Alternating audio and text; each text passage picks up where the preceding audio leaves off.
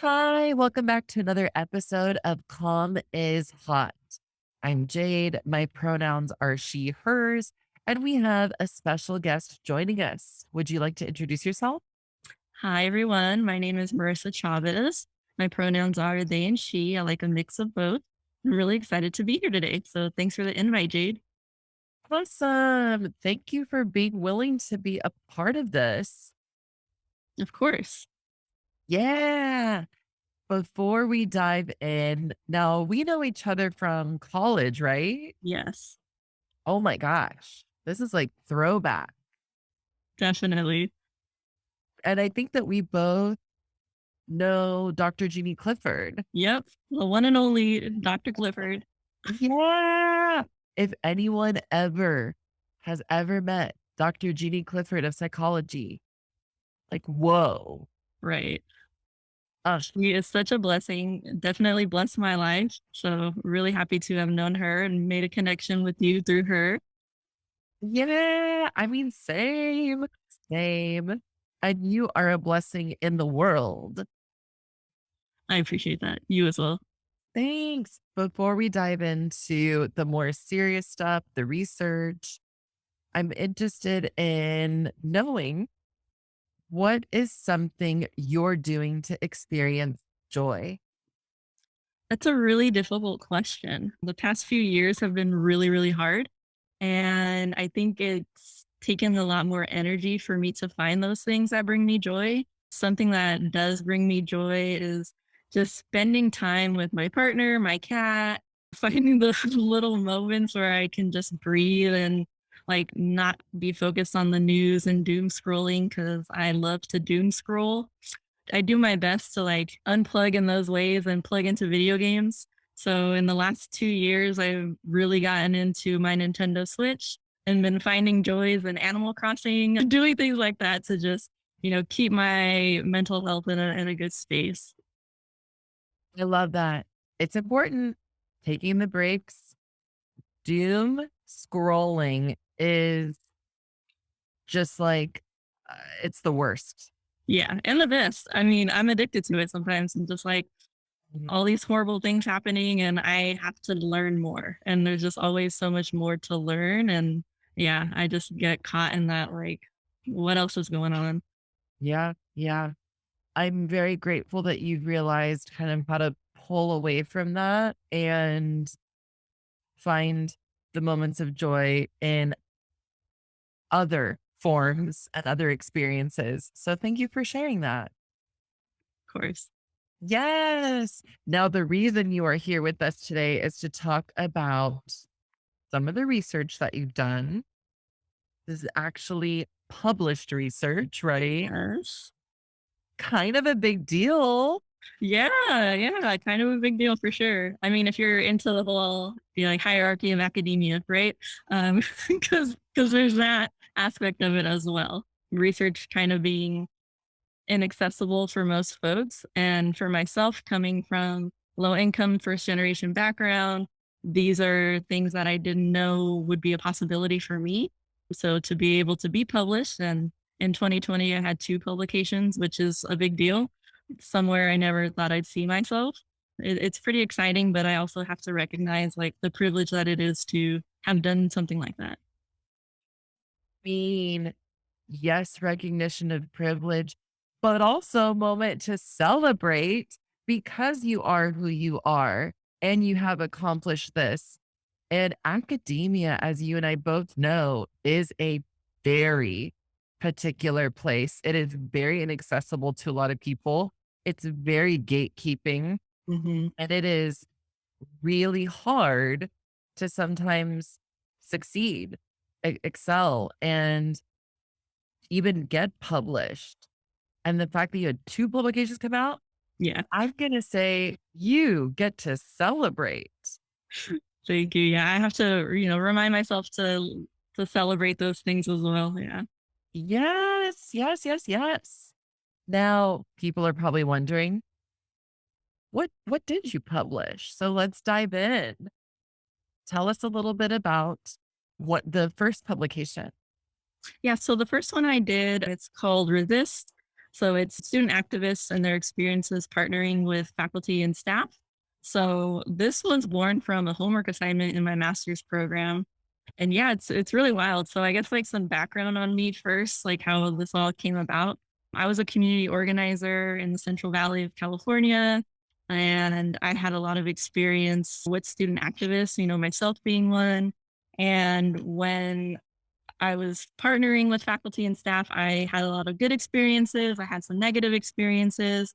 So when I went into my master's program and I had to do research, I was like, oh, of course, I'm going to do it on student activists. Like, this is a population I'm a part of and I love. Like, let's find out these narratives and see what other student activists have been going through.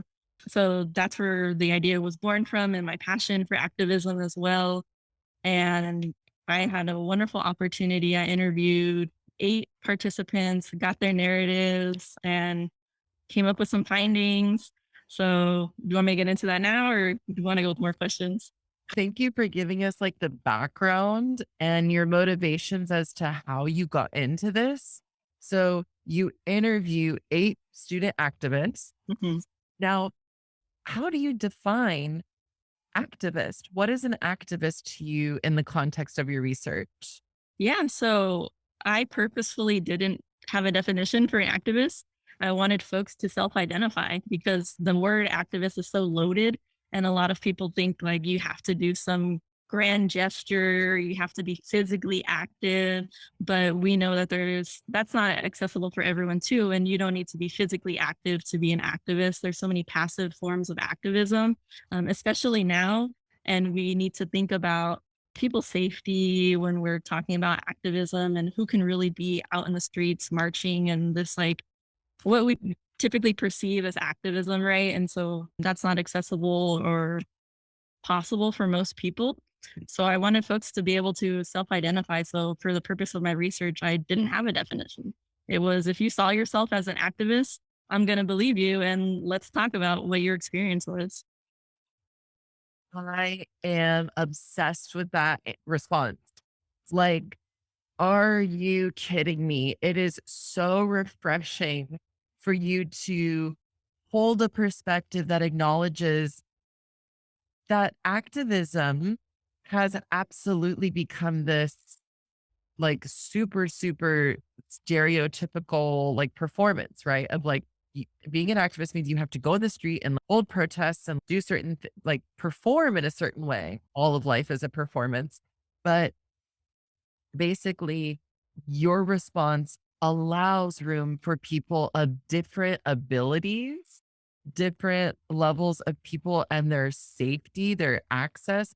As we know, in many of the protests that have recently happened over the past few years, it's actually been more dangerous for certain people and members of communities to be active out on the streets, Right. especially by Black, Indigenous, people of color. Mhm. Uh, Undocumented folks too. There's a lot that goes into it. We need to redefine how are we talking about activism? What does it look like? Who can participate? And what risk, being public can bring to you and your family as well. yes. Yes. So thank you so much for being like just open to all of these realities and acknowledging them in an academic way, in an academic space that disrupts the normative narrative that says an activist is this. And you're like, actually, let's complicate this. Yeah. This is why I love you. Well, and for so many reasons. So you pursue this research, you interview these 8 student activists, and let's talk more about that. Yeah. So I guess I should also say it was current and former student activists too. So I wanted to get like a wide range of experiences spanning across ages. So after I interview folks, I go through the process of transcribing. So I have to listen to the audio recordings of all these interviews and type out everything that was said, all the ums and likes. So after that whole process, I am myself and then I had a research assistant help me out with this. We go through and we read every transcript and we see what emerging themes are coming from what we're reading. And so, in order for me not to be biased because of my background, I have to journal what my feelings are like before and after the interviews that I'm having and any type of bias that I may be holding. So if I know I'm going to be interviewing someone who is in the community with me, we come from similar backgrounds, I might have an idea of what their life experience has been and how they've organized in their communities, and I may be projecting that on the person. And so as I'm reading transcripts, I might be like, oh, well, they're probably dealing with this. And, I'll code it as something else. Whereas my research assistant will be like, actually, I didn't see that at all in the narratives. So I think that's your bias coming out. And I'll be like, oh, okay. So that's why it's important that we have folks on the team that kind of help you read through the interviews and the transcripts and see like, is this theme really there or is that something you're projecting as a researcher? So that's been fun. Wow. And I think this goes back to building credibility in the research that does get published, right? Yeah. It goes through this rigorous process. And I just want to say that there are many forms of education and material put out into the world that we can learn from.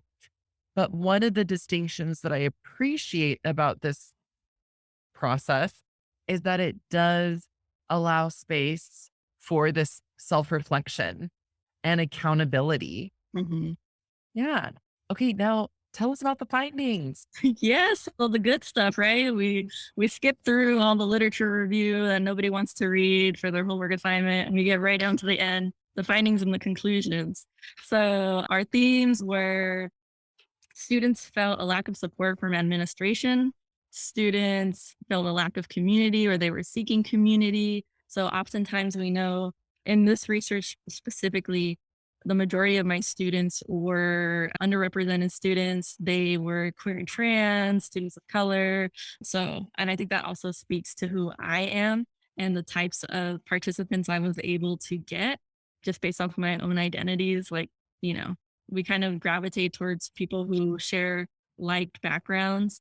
So, with this certain population, the majority being underrepresented students, we saw that when they were going onto college campuses, they were not connecting to the campus. So, they had a very low sense of belonging and they didn't see themselves represented in faculty or staff. And they were more likely to connect with faculty and staff who looked like them, came from their backgrounds. So for these activists, when they were partnering with faculty and staff, they were being very intentional. So they were like, okay, my Chicanx professor, I connect with them because I'm in ethnic studies. I'm going to ask them if they would help me with this protest on campus or how would they go about organizing around this topic. So we saw a lot of that. And it really spoke to how necessary it is for universities to hire and retain more faculty and staff of color. More faculty and staff from very diverse backgrounds that really represent the student body and the emerging student body, because we know that more and more diverse students are applying to universities, and it's really vital that they see themselves represented in the university. What are the words that you used? One of the phrases that you used was sense of belonging. Mhm. Belonging. Do you want to speak more to that? Its importance? Yeah, so there's tons of research that's already been out there, and mine just adds to it the importance of students feeling like they belong on campus. It leads to better academics, persistence. So going from a year to year to completion and graduation, and also helping them find career paths that make sense to them and entering into postgraduate studies, graduate school, things like that. Yes. Yeah. Just so much yes. So much. And on top of that too, a lot of students were advocating for specific identity centers. So some universities don't have like a Latinx center or a Black center on their campus, and they just have like one big multicultural center, which is supposed to serve the diverse student body. And we know one size doesn't fit all. And so it's really important that you have these individualized centers on campuses so students can go there, and be with their community. Because oftentimes these students just feel like they're in a predominantly white space. They don't know how to navigate it. It's very heteronormative and they're just trying to get by. And it leads to them feeling like they don't belong. They literally do not have a space for them on the campus. So these student activists are advocating for a space. And that's why that sense of belonging piece is so big in the research is that if students are advocating for a community center or an identity center on their campus, it's going to help with that sense of belonging. It's going to help with persistence, and when students don't have those things, oftentimes they have to create them themselves, which is like starting a club, as you and I know, right? Like when we were on our college campus, I believe you started the club. And then I joined because I saw, like, oh, this is a community that I need that wasn't here before. Oh my gosh. Yeah. I started it because I didn't feel like I fit in or belonged. Right. I didn't have, and of course you have been speaking to like race, ethnicity, and a lot of these identities. I specifically didn't feel like I fit in because of my like queerness, my sexuality.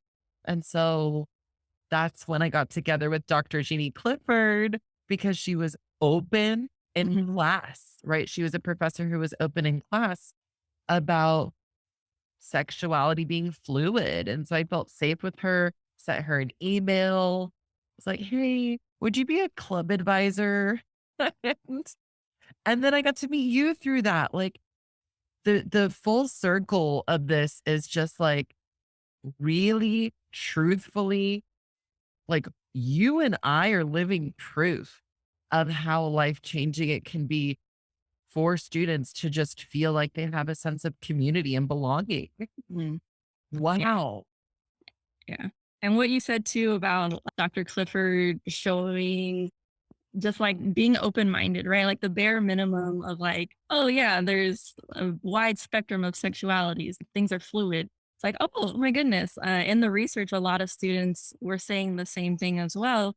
Like I partnered with this faculty or this staff member because they did bare minimum things that said, hey, I matter.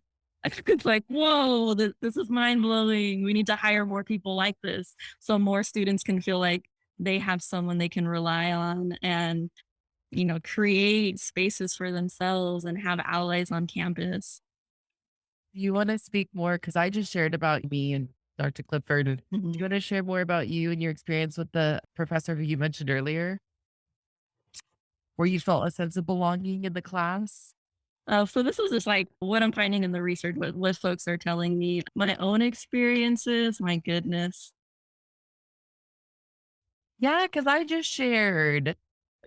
I think Dr. Clifford is, and this is going to be like a Dr. Clifford appreciation podcast right now.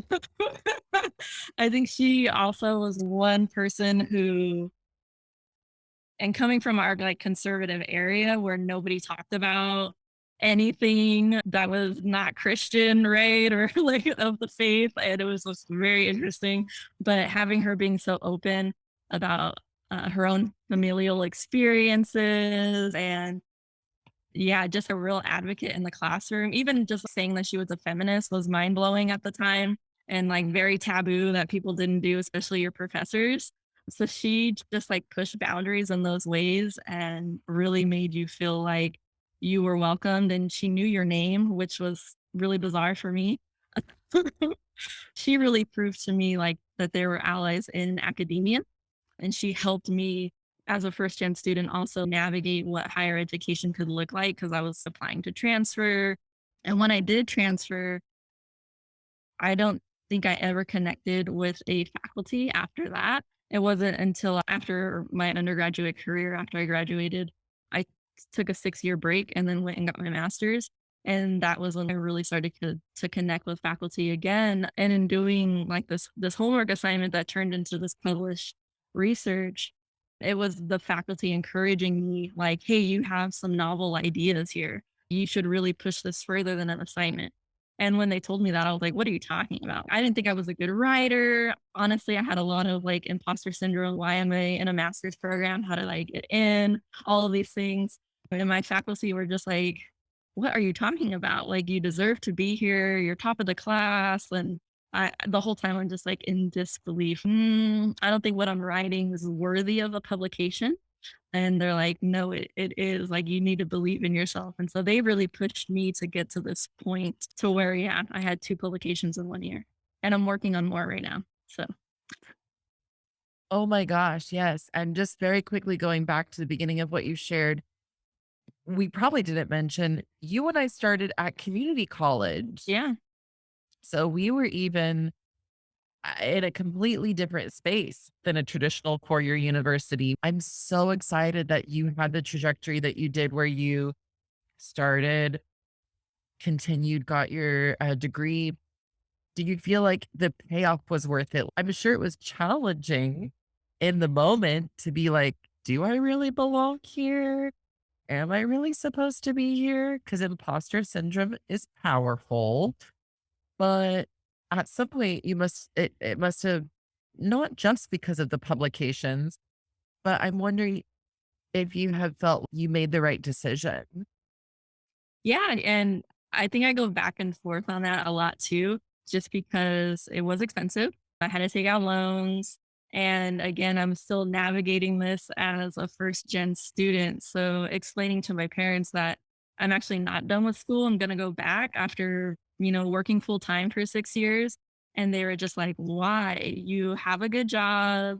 Like you have benefits. So why would you quit and then go to school full time?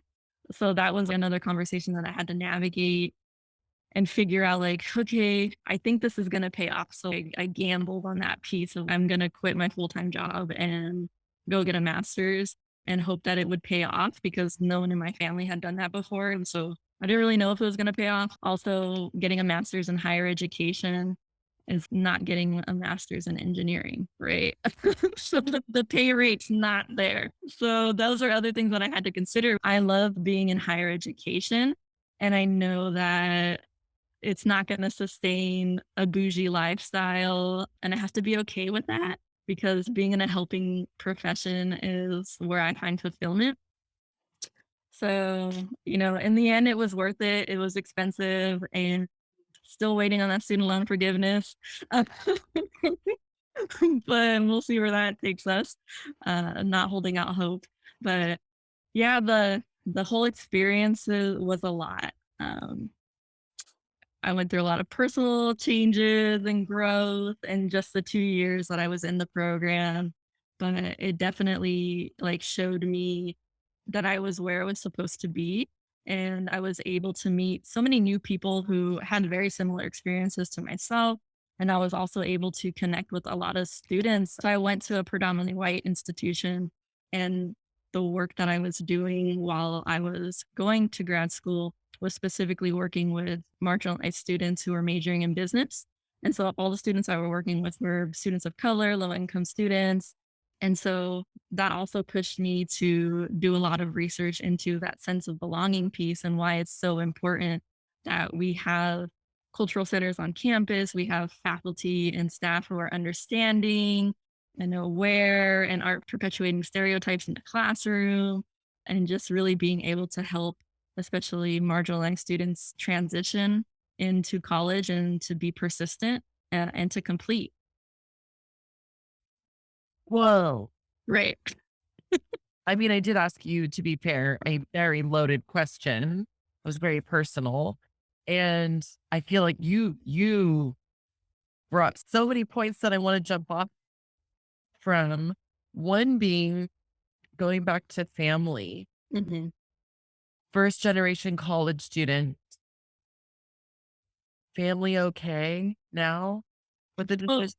oh yeah, completely. Like, they were crying at my graduation. It's definitely paid off like career wise. They see that. But yeah, I feel like it took a while for them to get there. Even for my undergrad, it was just like, do you really need to go to college? Like, yeah, like you could go to the community college and isn't that enough? Isn't the university in our backyard gonna be enough? And it's like, no, it's not. Like I understand that. I understand that that desire for more learning, to be a part of that learning process for other folks. And deeply respect you for pursuing it because you had that passion and you have that drive in you to be a part of that experience for folks. Like you said, it's a profession unlike any other. Mhm. And I think it's a magical one. Now, I also want to follow up and ask you about something that you mentioned with regard to faculty creating spaces for marginalized folks. Was there anything in your research that made you feel like, oh, what can faculty do to be better? Yeah, a lot of what student activists were telling us was there was a very stark difference between the relationships that they had with faculty versus the relationships they had with student affairs professionals who are just staff on campus. And so oftentimes staff are bound by their role and the union. And so there are certain things like they can and cannot do. But faculty, especially if they're tenured, they have a lot more freedom to say and do things, participate in demonstrations. So there are some things that faculty can do and get away with in order to like support a student or support a movement that staff may not be able to do. So that was really interesting to see too, especially as like at that time I was, going into being a student affairs professional and now I am, but to be able to see that is like, oh yeah, like if you're a student affairs professional and you want to support your students in a protest, you may be putting your job on the line. And so to know that faculty have a lot more freedom to say and do things is very interesting. Wow. Yeah. This speaks to my privilege teaching at a really liberal college. Hmm. I think you just helped me have a major privilege check because I'm sitting here thinking, like, wait, what? Why would your job be at risk for protesting? That in and of itself is the definition of privilege when you're unaware that you benefit from something that other people could be harmed by. And also, I am so deeply upset that you wouldn't even have that just basic human right to protest Hmm. and that potentially compromise your job. Yeah. Yeah. And preparing to research student activists, I had to do a literature review and look at a bunch of other articles of student activism. And one of them was, I forget who published it, but it was on student affairs professionals who had lost their jobs because they helped student activists or they spoke out against wrongdoings of the university. And yeah, those are real consequences of people standing up for what they believe in. Oftentimes, like if you wanted to participate in a campus demonstration, you couldn't do it on paid time. You would have to take that time off. I am disgusted and also not surprised Not at all surprised. Yeah. that the university academia, in and of itself, is one of the biggest perpetuators of white supremacy in this exact way. And it is not just because it upholds all of the racist ideologies, as you and I both know, but to compromise people's job security for showing solidarity with students, Hmm. not just limited to specifically racism or protesting racism, but protest in general. Yeah. That is a trickle down effect of white supremacy, of keeping the status quo, Hmm. right? Don't challenge, don't call attention to these issues. And the fact that I'm feeling heated. Yeah, we had in the research one student talk about their experience when they partnered with the student affairs professional, how they felt that this staff member was pushing their own agenda on the students and telling them, like, oh, you don't really need to advocate for this. It's not as bad as you're making it seem. You probably shouldn't do this. So trying to steer the student in a certain direction. And they were just like, what are you doing? You're supposed to be on my side. We belong to the same community. This is why I wanted to work with you. And now you're pushing your own agenda. I have seen and experienced that. where some people are fearful Mhm. of their safety, of compromising their security safety. And so they kind of push that and project those fears onto other people, even students or people in positions of less power, where and again, trickle down effect of the white supremacy built into the institution, into academia, of keeping the status quo.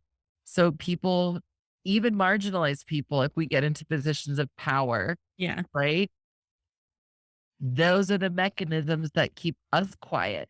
And then if we project those fears and that quietness onto our students, everything just stays the same.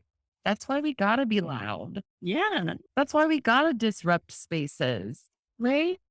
Well, that's why they say silence equals death. And that concludes our episode today. But this is why research is so fascinating for me, and the topic of student activism is just so diverse, and there's so many different narratives that you can learn about. I mean, half the things when I was doing this research, my jaw was on the floor hearing student experiences, the positive and the negative, because it's great when the experience is so wonderful. And folks like us who were able to meet great faculty members that really helped propel us into our careers and our identities. But then you have like the opposite side of that where students are really struggling against the institution and being forced to work with administration who don't have their best interests at heart. A lot of my students are first generation college students, very diverse background, all lived experiences, all identities. What advice would you give them if they're interested or they're considering maybe being a student activist? Do it. If you want to be an activist, do it. And in whatever way that makes sense for you and for your communities, always be open to learning more, to being called out, and to, changing your opinions when you find out that your opinion was outdated, because that is just life in general. I feel called out because when we were in college, it was super controversial to even say LGBT. Mhm. We got a bomb threat when we showed the Harvey Milk documentary on campus. Somebody sent me death threats and would threaten to blow up the college, our little community college. Yeah. Right. So I think that when you say be open to evolving, this is my own words, interpretation of what you're saying, but it's so important, especially if you want to just be a human and be a part of a communication process that is constant it's an evolutionary process, right? We want to always evolve. I used to be like LGBT and that's it, right? Because that back in the day was That was pushing it. that was pushing it. And now you can identify as queer, you can identify as QIA plus. And I think there's now the number 2 in there or something. Mhm. It is so much more expansive and inclusive, and we're continuing to add and evolve. Part of the beauty of student activism is witnessing people push and propel us and push us forward. Like being like, it's okay when you say the call out experience. That is so real. And it's also not always a bad thing. Yeah. I think people fear it because of like fear of being canceled. But I look at it as an opportunity for accountability to help someone evolve, help someone grow versus you used the wrong phrase. So now we want to throw you away. Mhm. Like, It's a checkpoint. yeah, That's what it is. It's like, and it shows that you care about that person too. Like, hey, do you know you're using outdated terminology? let's help you get up to speed. We update our phones every other month. Let's evolve together. I have never made that connection. My phone is literally updating more often than I am. I feel so called out. I love that. I also think that it's important that we understand this isn't just about us wanting to just be better people for us or like evolve to keep up with the times. We're talking about language and experiences that impact people's livelihood and safety and mental health and physical health. So, yes, if you want to be an activist, I highly encourage it. It's also important to recognize that if you're not a part of a community that you want to advocate for, it's important to ask permission to enter certain spaces and make sure you're not speaking for other communities. Instead, you're, using the communities that you're a part of to bring attention to the other issues that are important that you want to advocate. So much yes. I feel like your research in and of itself is activist work. Aside from that, what other activist work have you done? Yeah, no, that's a great question. So in the past, I was a part of this trio that founded an LGBT center. So I did a lot of community activism around gender and sexuality and allocating resources in rural conservative areas. I was one of the founding members of an LGBT center in Merced, and that took a lot of time and energy and burnt me out, to be honest, at the end of that. But it was a really great experience, and so that's one of like the larger things that I've done. Aside from that, I've always been an advocate for marginalized students on college campuses. In my previous work, working with marginalized students at PWIs, working with first generation students, low income students, and helping them in their transition into college and making sure that they're successful within their first and second year. Because we know oftentimes in that second year, that's when students are dropping out because they don't feel like they belong or they don't feel like they can make it. And so I'm a huge advocate for, allocating more resources that we help our most vulnerable populations be successful. Because as you've talked about too, the institutions are constantly upholding the status quo and reinforcing white supremacist standards. And it's really vital that folks like us, once we enter these institutions, we don't get lost in that. And we make sure we're also upholding our own values and making sure that we are being advocates for our students. I just want to give you the world's biggest microphone and have everyone who works in academia listen to listen to you. Now, for students listening who are first generation or holding multiple marginalized identities, do you have any messages you'd want to share with them? Yeah. If they're in academia, right? College students. College students, yeah. You belong there. You deserve to be there. You earn that spot. And I hope that you reach out to resources on campus in the community that are going to help you when you need it. Don't be ashamed to ask for help. Go to those office hours, make those connections. That cultural capital is so important and something that is oftentimes gate kept from us. And it's really vital that you put yourself out there. And unfortunately, you have to do that work because these institutions are not going to hand it to you like they're going to hand it to other students. And so you've got to put that work in, but it will definitely pay off for you. And just make sure that you're being loud and getting the attention and the resources that you deserve because you deserve everything. And the institution is going to do its best to not give it to you. Yes. Retweet. Retweet, retweet, like. Just so much yes. One of the biggest things that I discuss in my courses is self advocacy, Mhm. learning to find one's voice, right? Either metaphorically or literally or both. What does that mean to be able to advocate for yourself in these larger systems that do not in reality have our best interests?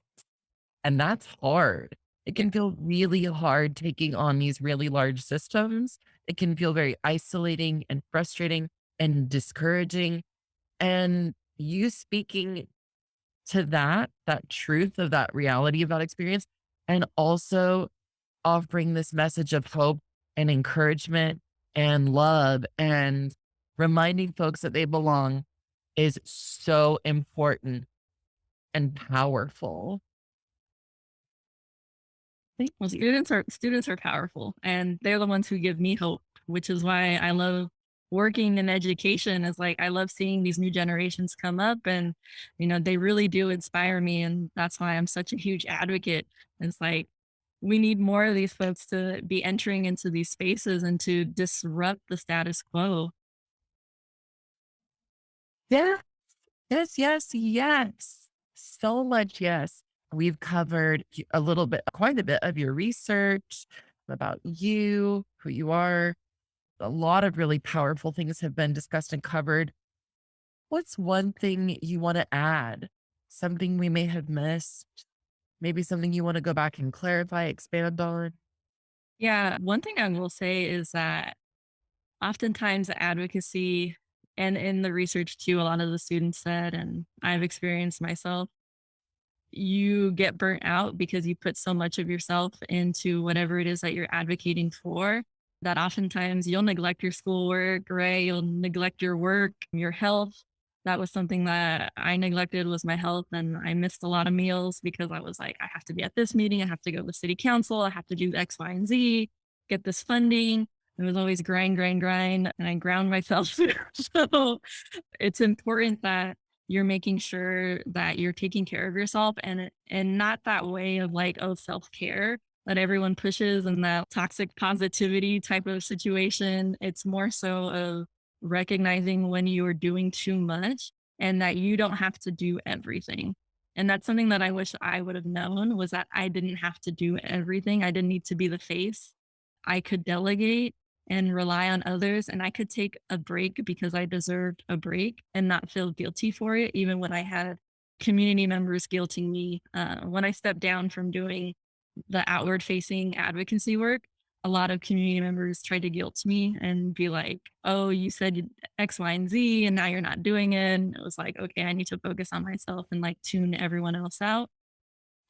And so that's something that if you're an advocate and right now and an activist, make sure that you're finding your community that's going to take care of you and that you'll have that support for when you need to take a break and take your breaks.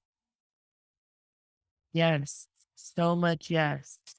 Firstly, I want to uplift you and thank you for speaking again your truth and acknowledging this reality as a very ugly reality of activist work that oftentimes I witness myself, my colleagues, students, activists get burnout and get burnout very quickly because it is way too much to take on generations of systemic oppression built into society on your own.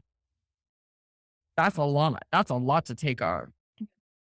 And I love that you call attention to self care in a real, holistic way that is much more than face masks Hmm. or whatever. Just I call it the white girl self-care, where it's like, Right. "Come on, let's go, like, do face masks and whatnot," like, self-care.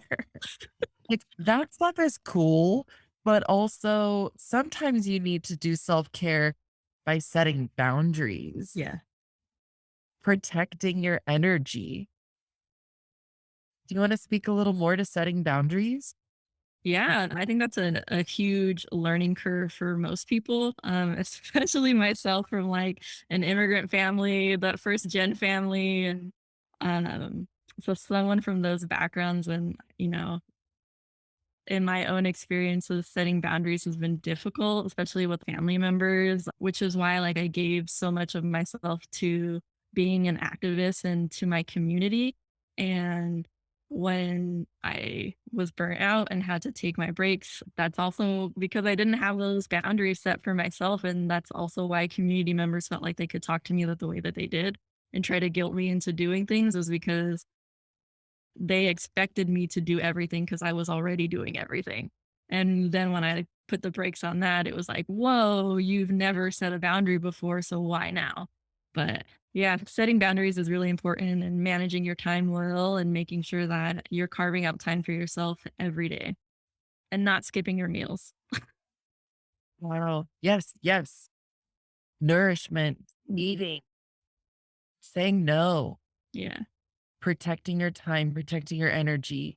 And also not feeling like you need an excuse to do those things. You don't need an excuse to say no. Like if you're not feeling it, I'm not feeling it today. And there it is. Yes. Wow. Now, because you have the immigrant first generation background that you just mentioned, I'm sure there are many years and years and years of experiences that you kind of had to work on either healing from or just relearning or learning in general, these new ways to communicate and exist in the world. What's one piece of advice that you might give someone who can relate to you and the identities that you hold? A student who's listening, who might be similar, immigrant family, first generation, in helping them figure out how to set boundaries. Yeah, it's hard. And you're never going to please everyone. And you have to be okay with that. For myself, I am still a people pleaser. I definitely much would love to oblige what everyone wants, right? But understanding that that's not a possibility at all. That's an expectation that you just cannot put on yourself. It's unrealistic and it's not healthy for you. At the end of the day, you and your communities are going to be all you have. And it's important to surround yourself with people who are going to support your decisions and your boundaries and making sure that you're clearly communicating, like for me with my family and letting them know this is what I need to do for now. It's, no ill will towards you, anything like that. I just need to take a break. Wow. Yeah. Yeah.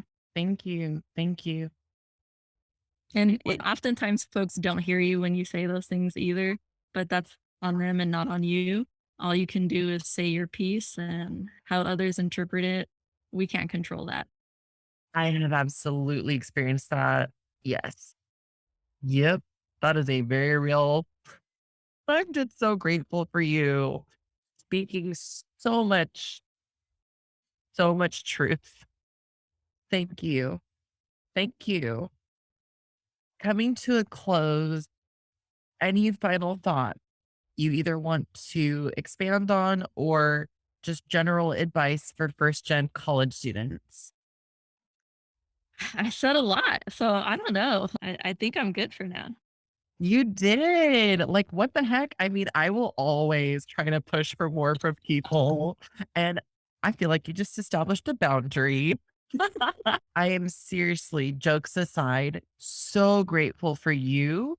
I'm so honored to be able to witness and experience both of our growth from going from this small conservative community college where neither of us felt like we fit in or belonged to now being in positions where we can create spaces for people and help people feel like they belong. I am so inspired by you. I am so encouraged by you. And I feel like if anything, I owe you. I'm like, thank you. Thank you so much. And for being willing to give your time and emotional labor to put this energy out there for folks to hopefully learn something from or maybe feel a little encouraged. Yeah, and if anything I say resonates with, any of your students and they just want to talk more with me, I'm open to that too. I love serving as a mentor. So if that's an opportunity students want to take me up on, I'm open to that too. Oh my gosh, yes. I should put your contact information in the description below. Yes. Oh, I'm so grateful for you. Well, thank you, Jade. I really appreciate it. And I'm so glad to know that there is another awesome educator out in the world touching students' lives. Who is that? It's You. Dr. Judy Clifford. The new Jeannie Clifford. Blasphemy. There's only one. She is forever a goddess. I know. I don't think I've ever met a person who was not obsessed with her. That part. That part. On that note, until next time, friends.